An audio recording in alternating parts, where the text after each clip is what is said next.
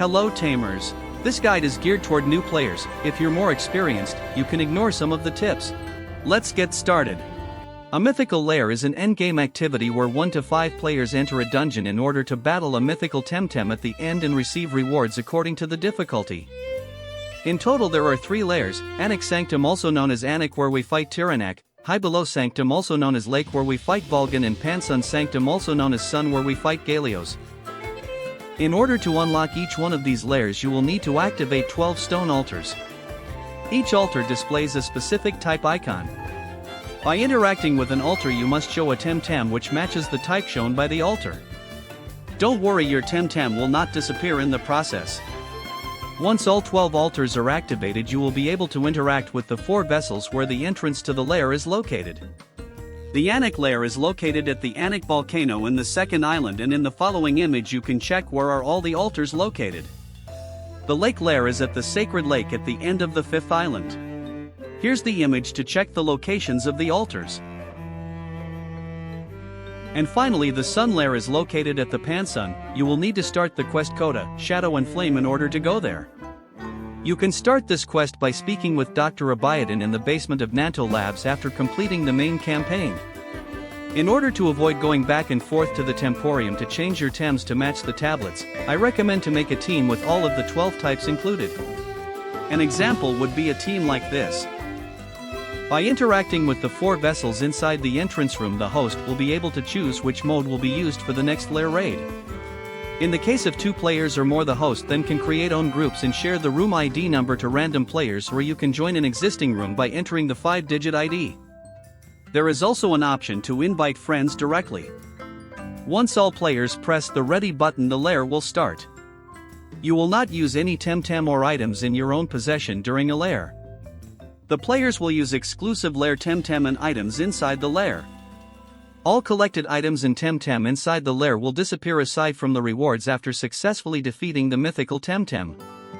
In order to start a lair, each player will have to pay a 2,000 Pansuns entry fee, or use a spirit's favor to waive the fee for that instance. Depending on the mode selected, the rewards will be different. Increasing with the difficulty. For 3 to 5 players, you will also have an increased luma chance for the egg received by 4 times. The base odds for luma chance are 1 in 2000, so with this increased luma chance the odds are 1 in 500. For Umbra Mythicals, the chance is 1 in 20,000 in all modes. Inside the lair, each player will receive a random generated path which contains different types of nodes.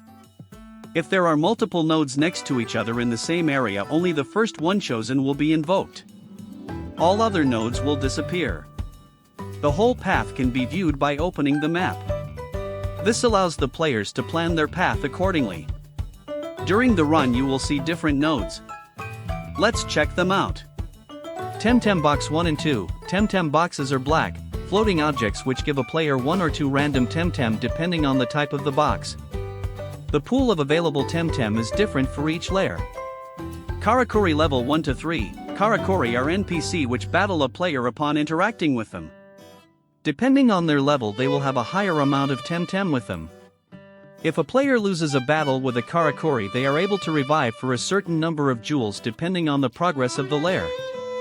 If a player does not choose to revive, they must leave the current lair. The rest node revives and fully heals all Temtem.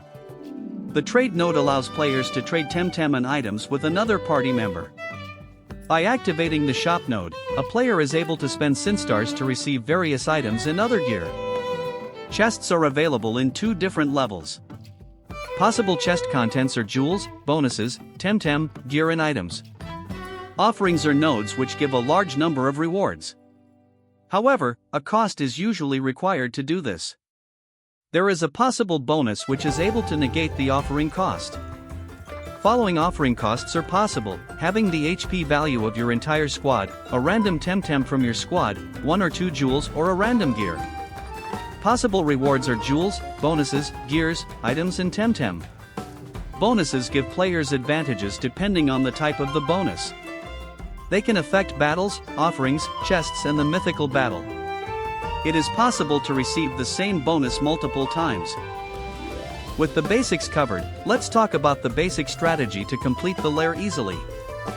Since the Temtems you get during the run are random, you will want to get 3 Temtems as soon as possible. This way you will not get countered at the first battle and will have a smooth start.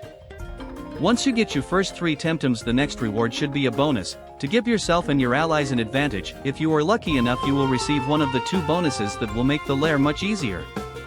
Next step is to get your 4th and 5th Temtem. This way you shouldn't have more problems dealing with the battles. More experienced player can stay with just 3 or 4 Temtems if they feel it's enough. Keep in mind that the Temtems given by the NPC are based on the Temtems that the NPC used in the battle. Beyond this point, focus on getting the jewels required. Each player should get at least 3 or 4 jewels depending on the lair. You can check how many jewels you have in the right side of your screen. If you have the jewels required, then spend the remaining rewards and bonuses or getting more Temtems. When you visit the shop, do not spend all the currency since it's shared by all the players participating in the lair. If you are playing the 5-player mode, I suggest to buy 1 or 2 revives and 4 or 5 vigorous loquat.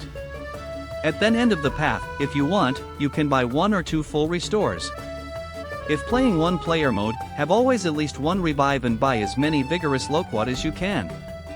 At the Anak, it's important to buy the gear talisman, 3 sin stars, since the mythical boss can have a technique that doom your Temtems and kill them in some turns. This gear prevents this if the Temtem that has it is on the field. The mythical Temtem will not have this technique every week, so when it does not have it, don't buy the gear. The most important thing before choosing a node is to know what are the nodes in the following platforms, so you can plan the path accordingly. But in general terms, whenever there is a Temtem box, you should choose it. Chest levels 1 are generally not worth it unless you have the bonus that chest will have an additional jewel. But if you have to choose between a level 2 or 3 fight and a level 1 chest, pick the chest. Sometimes as your second or third platform you will have to choose between level 1 fight and level 1 chest. Just fight and get your 3rd Temtem. Another common second or third platform is level 1 fight or level 2 chest. In this case, pick the chest. If the group meets all requirements, they will be able to battle the mythical Temtem. It possesses a certain number of lives and 3 traits unless they are affected by bonuses.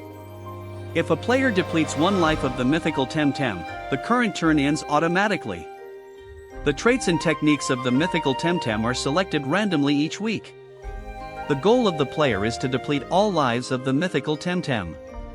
If the player's squad is wiped out, the individual player will lose the battle and be forced to leave the lair.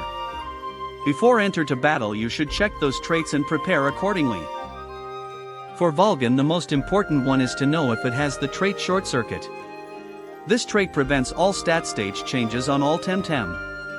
So, you will not be able to boost your Tem to make the battle easier. If you are new into mythical lairs, I suggest you to switch to another mythical lair since this fight will be way harder.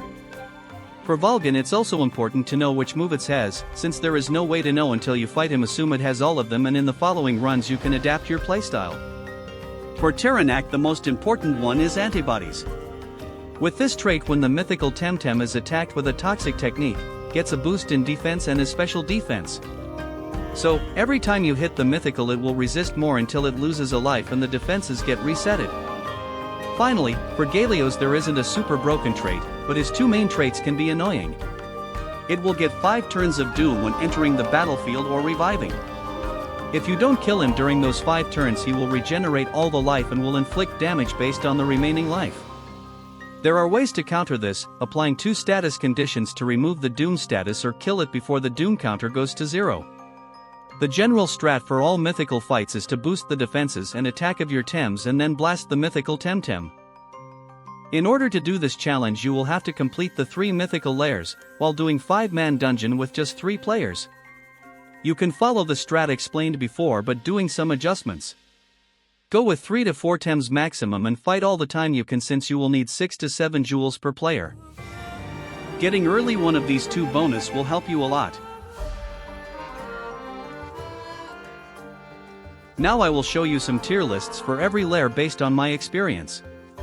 This is quite subjective and depends a lot on the moves you give to the Temtem. But you can get an idea of which Temtem is good and which not.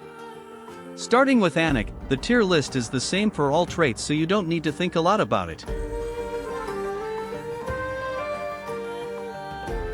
It's the same case for Galeos. If you receive Psypack, use Rage 2 times, and then blast Galeos with Water Jet, Laundry, and Ice Stalactite.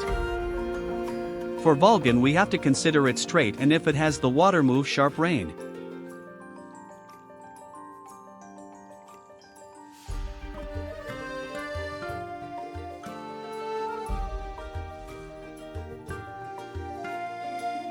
To conclude the video, if you have some mythical Temtem that you don't want, you can exchange them for 2 Wish You Well coins. You can exchange them next to the Wishing Well pond at the Pansun. If you use these coins at the pond and sell the items you receive, on average, you will obtain around 6,500 Pansuns and 200 feathers per run in the 5 players mode, 5,500 Pansuns in the 2 player mode and 5,000 Pansuns in the 1 player mode. So it's a good way to make money in feathers. Thank you for watching and good luck with your mythical Luma hunt.